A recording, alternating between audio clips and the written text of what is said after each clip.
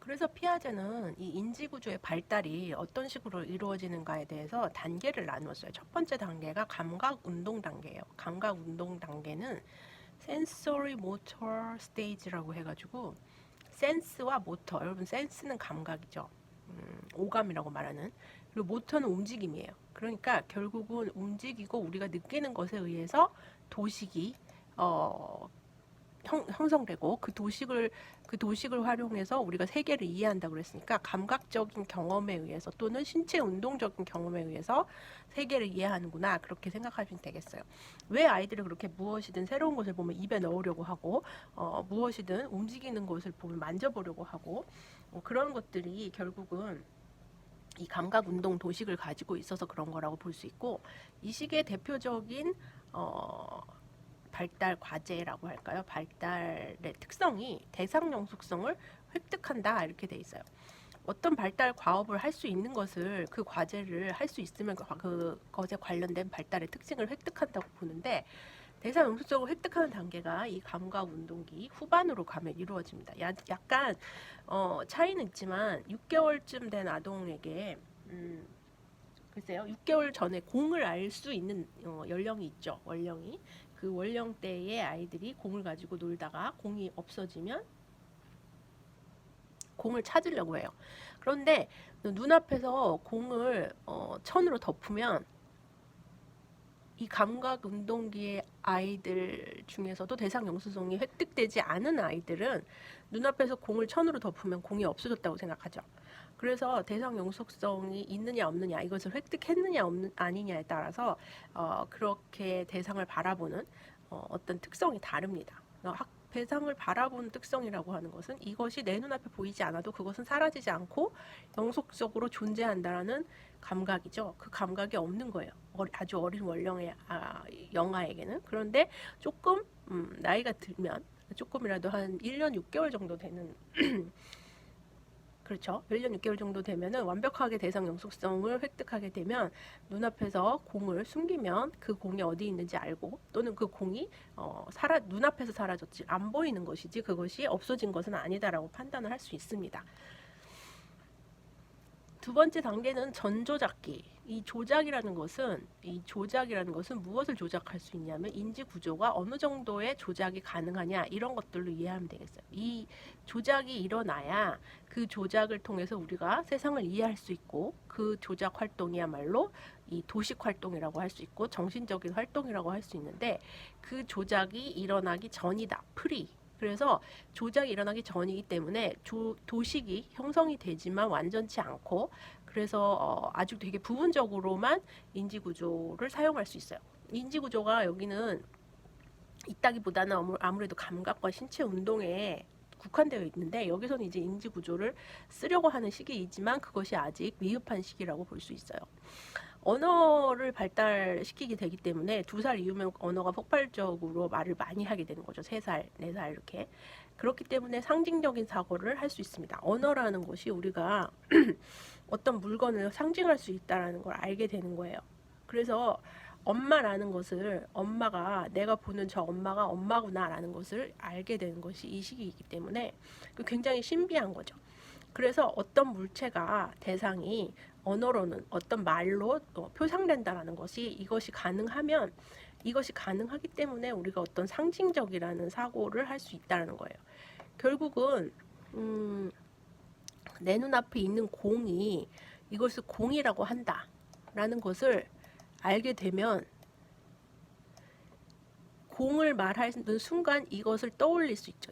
공은 이것을 상징하는 것이다. 공이라는 말은 이 물체를 상징한다라는 것을 알게 되기 때문에 아이들이 소꿉놀이를 할 때 굉장히 자유롭게 할 수 있어요. 소꿉놀이를 하는 애들을 잘 보면 주변에 있는 각종 물건을 활용해서 그 물건이 이거는 뭐 빗자루를 총이라고 메고 다니거나 나무 판자를 밥상이라고 하고 돌멩이를 밥그릇이라고 하고 나뭇잎을 반찬이라고 하죠. 실제로는 그 나뭇잎을 먹을 수 없다는 걸 아는데 먹는 척을 하면서 소꿉놀이를 해요.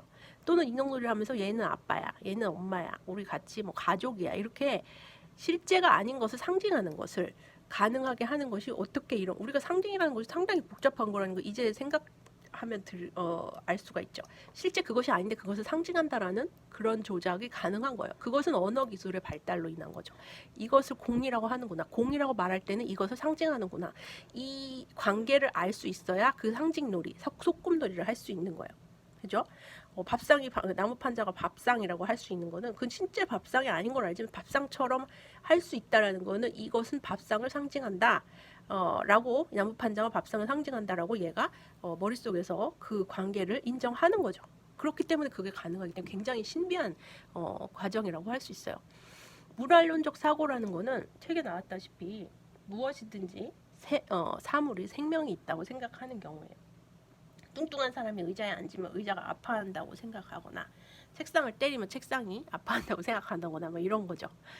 그러한 물활론적 사고도 역시 이 조작이 미흡해서 도식이 형성되지만 완전하지 않기 때문에 일어나는 사고라고 할 수 있고요.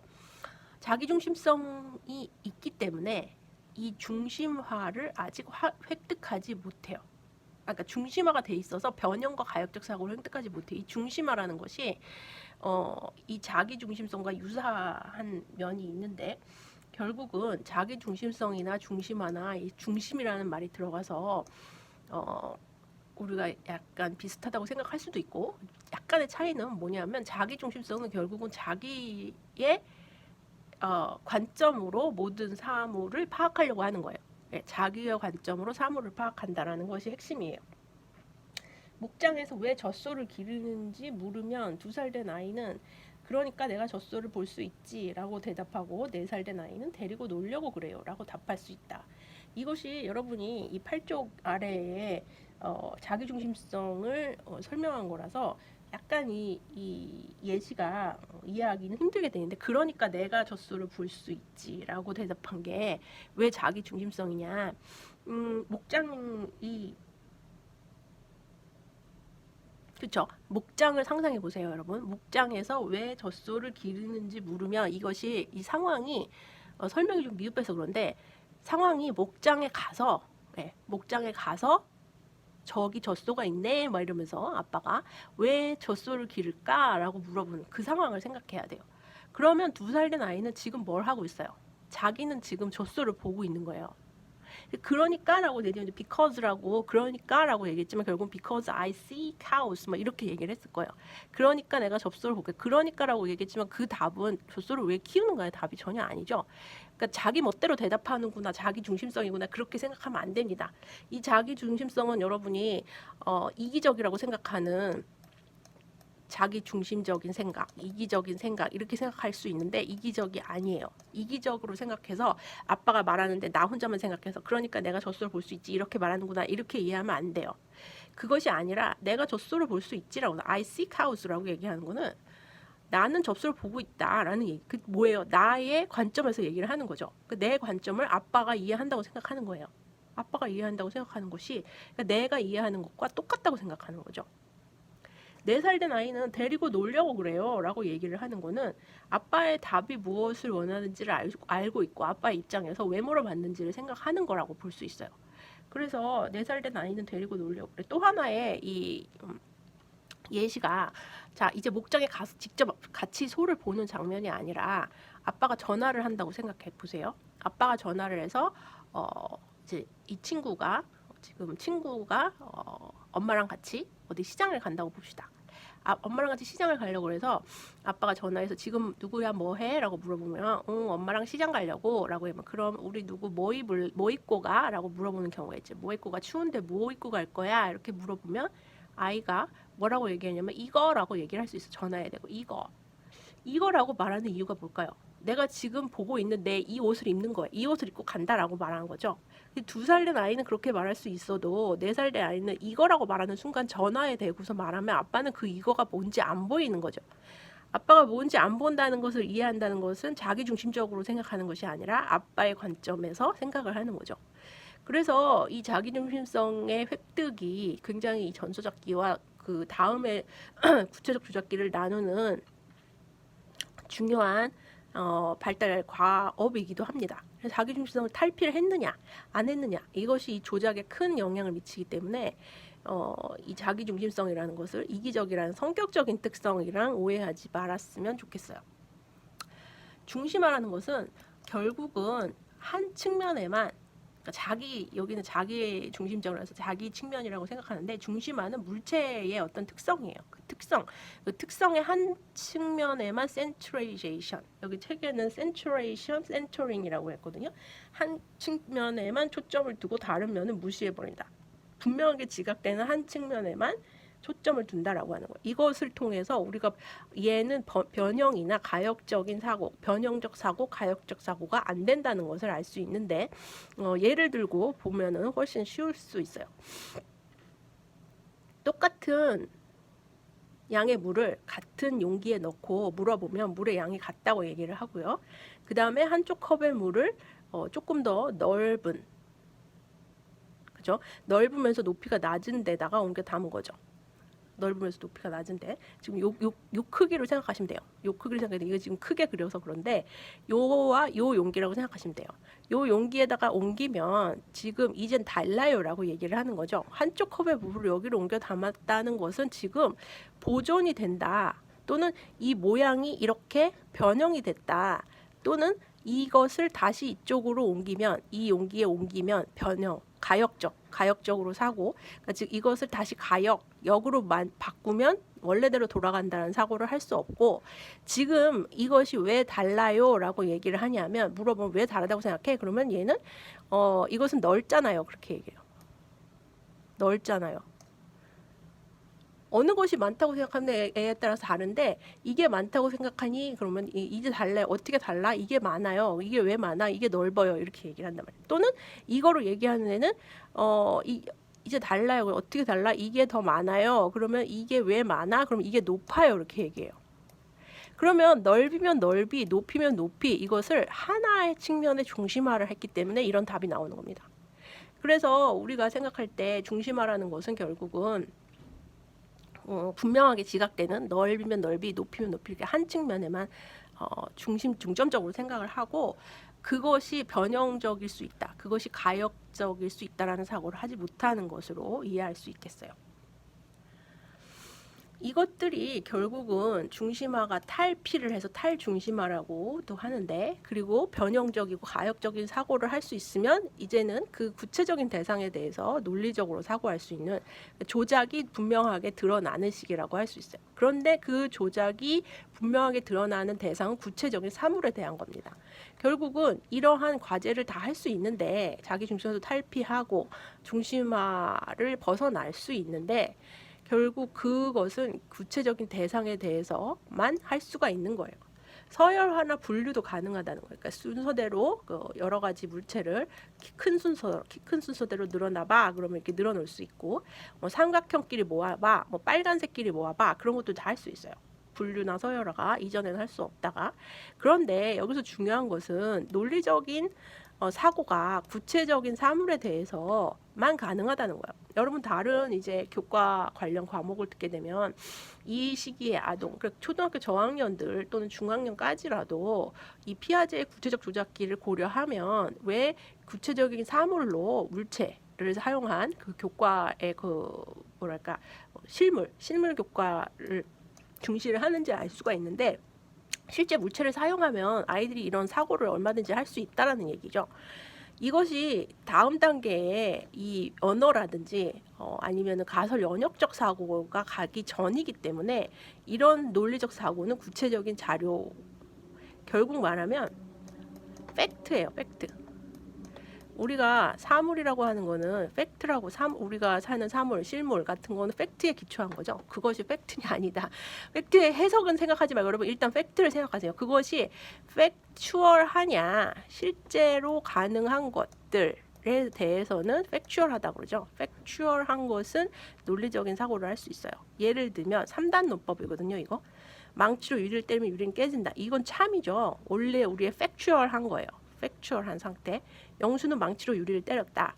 유리가 깨졌을까? 그러면 참이라고 얘기를 하는 거예요. 아이들이. 왜? 이것은 팩추얼하기 때문에. 유리가 깨지는데 그건 망치로 유리 때문에 깨지는 건 우리가 알고 있는 거. 망치는 단단해. 유리는 유리 깨지는 거 봤어요. 공으로 치는 거 봤고, 혹은 엄마가 뭐 얘기해서 그러다가 유리 깨져. 그리고 진짜 망치 같은 거 떨어뜨렸더니 유리가 깨졌어요. 그런 것들의 경험에 의해서 우리가 팩추얼한 상태를 알 수 있죠. 우리가 이것을 카운터 팩추얼이라고 해서 이 실제에 반하는 상황이라고 생각하면 어떨까요? 이 시기에 아이들에게 망치로 유리를 때리면 유리는 깨진다. 영수는 망치로 유리를 때렸다. 유리가 깨졌을까? 이렇게 얘기를 하면 참이라고 얘기하는 아이한테 자, 깃털로 유리를 때리면 유리는 깨진다. 영수는 깃털로 유리를 때렸다. 유리가 깨졌을까? 그러면 아니요 라고 얘기를 해요. 일단 깃털로 유리를 때리면 유리는 깨진다라고 얘기를 하는 것을 의아해하는 거예요. 깃털로 유리를 때리면 유리가 왜 깨져요? 이렇게 얘기를 하죠. 그렇다고 치고 영수는 깃털로 유리를 때렸어. 그러면은 유리가 깨졌을까? 이렇게 얘기하면 그렇다고 치고라는 거를 이해를 못해. 그렇다고 친다. 이렇게 얘기하는 그렇게 가정한다라는 것이고, 그렇게 가정한다는 것은 가설이 가능한 세계를 이미 가정하는 거. 이렇게 가정할 때는 이러한 결과가 나타난다는 거를 가설에 근거한 사고를 할 수 있는 거예요. 그게 형식적 조작기고, 형식 조작기와 그 구체적 조작기를 나누는 것이 바로 이 논리적 사고가 카운터 팩추얼한 세계에서 이루어지느냐라는 것을 볼 수 있습니다. 따라서 많은 경우 우리가 추상적인 사고, 체계적인 사고라고 하는 거는 가설에 근거해서 이 결론이 나타날 수 있다라는 것을 가설 영역적으로 알 수 있다는 건데, 그러한 조작이 가능한 것은 형식적 조작기, 즉 이 구체적 조작기가 지난 다음이고, 많은 경우 성인까지 이어진다고 해요. 피아제 이론 중에 이 많은 부분에 이 논란이 되는 것은 이 연령대가 굉장히 불분명하다는 거죠. 어느 연령이 되어야 형식적이냐, 어느 연령대가 구체적이냐, 이런 얘기를 피아제가 자신이 굉장히 광범위하게 잡아놨기 때문에 우리가 나누기 굉장히 힘든 면이 있어요. 또 형식적 조작기가 성인이라고 했지만 우리가 볼 때 많은 가설 영역적 사고에 대한 것은 형식적 조작기 성인들이 못하고 있다는 얘기도 많이 할 수 있고, 그런 부분은 이제 비판이 될 수 있죠. 한 가지만 더 얘기를 하자면, 이 피아제에서 형식적 조작기에 사람들이 할 수 있는 것이 카운터 팩추얼한 상황이기 때문에 굉장히 상상력을 풍부하게 가질 수가 있습니다. 여러분한테 보통 물어볼 때 초등학교 4학년과 중학교 2학년, 3학년 이렇게 물어봐요. 어느 연령이 상상력이 풍부할까 물어보면 초등학생이 더 크다고 얘기를 하거든요. 그런데 이 초등학생의 상상력이라는 것이 여러분이 어릴수록 상상력이 높다고 생각하는 것을 잘 생각해 볼 필요가 있어요. 잘 생각해. 특히나 이 구체적 조작기에 있는 아이들에게 실물과 또는 실물에 반하는, 그러니까 실세계의 사실에 반하는 카운터 팩추얼한 세계를 얼마만큼 상상할 수 있는지, 그거를 한번 정도를 비교해 보면 알 수가 있죠. 실제로도 물어보면 알 수 있어요. 어떻게 물어보냐면 너에게 제3의 눈이 있다면 어떻겠니? 라는 질문. 제3의 눈. 우린 눈이 두 개인데 눈이 하나 더 있다고 생각하네. 제3의 눈이 있다고 생각하는. 또는 어떤 질문에서는 너는 엄지가 없다면 어떻게 될까? 뭐 이런 질문을 하는 거야. 그 엄지가 없는 세상, 또 눈이 세 개가 된 세상, 그거는 카운터 팩추얼한 상황이죠. 그럴 때 초등학교 저학년과 중학생 정도, 즉 형식적 조작기와 구체적 조작기의 아이들한테 물어보면 굉장히 다른 답을 얻을 수가 있어요. 우리는 어릴수록 더 재밌는 답이 나올 거라고 생각하는데, 그 재밌는 답의 기준이 여러분 기발하다라는 것이 결코 어릴수록 가능한 것이 아니라, 결국은 이러한 카운터 팩추얼한 상황을 얼마나 잘 받아들이고 거기로부터 상상을 할 수 있느냐. 실제 그 질문입니다. 이 질문들, 제3의 눈이라든지 뭐 엄지가 없는 세상 이러면 구체적 조작기의 아이들보다 이 형식 조작기의 아이들이 훨씬 더 재미있는, 상상력이 높은, 창의적인 그런 대답을 많이 했다고 해요.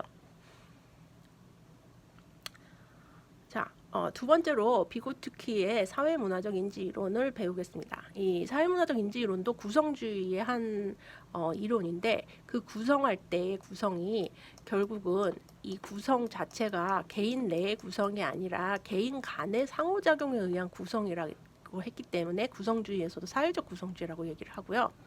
왜 모차르트인 사이콜로지라고 얘기했냐면 이 사람인데 이 사람 굉장히 일찍 죽었는데 굉장히 많은 30대에 죽었는데 논문을 몇백 편을 쓰고 책을 열 몇 권을 썼다고 그래요. 굉장히 모차르트처럼 젊은 나이에 사망했는데도 불구하고 업적을 굉장히 크게 남긴 모차르트와 비교되는 그런 천재적인 과학자라고 할 수 있고요. 이 사람이 여러 가지 연구를 했는데 언어 연구, 그 다음에 뭐 과학이라든지 뭐 아니면은 영재 연구, 뭐 특수화에 대한 연구, 굉장히 연구 용어가 많습니다. 그래서 이 사람 연구가 알려지기 전이었는데 그때는 이제 이 사람이 소비에트 연방 공화국에 있었기 때문에 그 연구가 서방에 알려진 게 굉장히 나중이에요. 서방에 알려진 다음에는 이 사람 굉장히 한 사람이었다는 걸 알게 됐죠. 그래서 우리가 오히려 업적을 적게 알고 있는데 번역이 그만큼 영어로 많이 안 되고 해서 우리 업적을 적게 알고 있는데 굉장히 굉장한 업적을 남긴 사람입니다. 우리가 여러분 비고치키는 하나밖에 못 들었을 거예요. 비계 뭐 아니면은 근접 발달 이론, 여기서도 뭐 그 두 개를 중심으로 얘기를 하긴 하겠지만 그 외에 언어 발달이라든지 아니면은 과학적 사고의 발달 이런 것들을 굉장히 심도 있게 연구한 학자라고 할 수 있습니다. 이 사람의 핵심은 문화와 사회적 관계를 강조했다. 여러분이 그대로 외우지 말고 이러한 개념들을 연결시켜서 이해할 필요가 있어요. 이제 이해를 해야 외울 수가 있다고 여러분들 다 알고 있을 텐데 문화와 사회적 관계를 강조했다는 게 무슨 말일까요? 그것은 먼저 우리가 이 사람을 말할 때 사회적인 구성주의라고 하는 것을 첫 번째로 배웠기 때문에 그거랑 관련지어서 생각할 수 있죠. 예를 들면 세계를 이해하는 게 우리 피아제 같은 경우에는 배웠듯이 자기가 가지고 있는 인지 도식이었어요. 세계를 이해하는 것은 도식에 의해서 가능하다 그랬죠. 이 사람도 도식 비슷한 얘기를 하기는 해요. 인지 구조다라는 얘기도 하죠, 물론. 근데 이 사람은 좀 다른 용어를 써서 정신 기능이라고 얘기합니다. 멘탈 펑션이라고 얘기해요. 정신 기능, 인지 도식과 비슷하다고 생각하면 돼요. 정신 기능이라는 것은 우리가 가지고 있는 건데 우리가 가지고 있는 건 어디서 왔을까예요. 우리가 어디서 왔어요? 결국은 엄마한테서 온 거고 엄마한테 배우고 또 조금 커서는 학교에 가면 선생님한테 배우고 하는 거죠. 결국은 그런 배우는 과정은 어디서 왔냐면 타인과의 상호작용에서 왔기 때문에 이 상호작용이 있는 맥락이 결국은 문화 또는 사회. 그래서 이 사람을 사회문화적 구성주의라고도 해요. 사회와 문화 없이는 이 정신기능을 가능하게 하는 어떤 것, 그거를 이 사람은 도구라고 얘기를 했습니다. 이 정신기능을 가능하게 하는 도구가 없이는 우리가 이런 것들을 이해할 수가 없다. 맞는 말이죠. 그래서 이 도구의 대표적인 것이 언어예요. 언어도 도구라고 생각했어요. 도구라는 것은 여러 가지가 있을 수 있는데 뭐 지금 제가 쓰고 있는 이 마우스 또는 뭐 PPT 이런 것도 도구가 될 수 있지만 인간이 만든 뭐 기관, 뭐 학교, 뭐 법 이런 것도 다 도구라고 생각을 했어요. 그러니까 자연적으로 만들어지지 않은 것은 모두 다 도구라고 얘기했는데 이 도구가 없으면 이 비고치키 핵심이 뭐냐면 개인은 도구를 통해서 그렇죠? 사회의 것들을 이해할 수 있어요. 이거를 직접적으로 사회화가 되거나 아니면 사회 것들을 이해하는 것이 아니라 정신기능이라는 것은 결국 도구를 통해서 우리가 알게 되는 것이고 도구의 중요성을 그래서 강조를 한 거죠. 그러면 이 도구는 어디서 오는가? 나한테 오는 게 아니라 우리 사회, 결국은 인간 문화에서 오는 거기 때문에 이 두 가지를 강조할 수밖에 없고 이 사람이 얘기한 것은 결국은 상호작용이 증가할수록 지식과 정보가 증가한다라는 것은 뭐 여기까지 이해하면 여러분이 말 그대로 상호작용이 없으면 지식이랑 정보를 얻을 수 없겠구나 이렇게 이해해도 되지만 이 맥락에서 보면 이 도식에서 보면 이 사회가 만들어진 어떤 도구들을 우리가 가지고 오는 것, 우리 안으로 가지고 오는 것이다라고 생각하는 거예요. 내면화. 그래서 방향이 다릅니다. 무슨 방향이냐면 이 언어도 도구라고 그랬죠. 언어도 도구라고 그랬는데 이 언어 발달에 있어서도 피아제랑 비고치키가 좀 다르게 생각을 하는데 사적인 언어라는 거는 혼잣말이에요. 혼잣말. 아동이 어느 시기에 혼자서 말하는 경우를 볼 수 있죠. 어른들이 혼자서 말하고 있으면 굉장히 이상하게 보는데 아이가 놀면서 혼자서 말하는 건 굉장히 귀엽다고 생각하잖아요, 여러분. 그때를 생각하면 알 수가 있어요. 아이들이 굉장히 귀엽게 생각하는 그 혼잣말의 시기를 피아제는 프라이빗 스피치라고 하고 이 비고치키도 비슷한 언어라서 사적 언어라고 했거든요.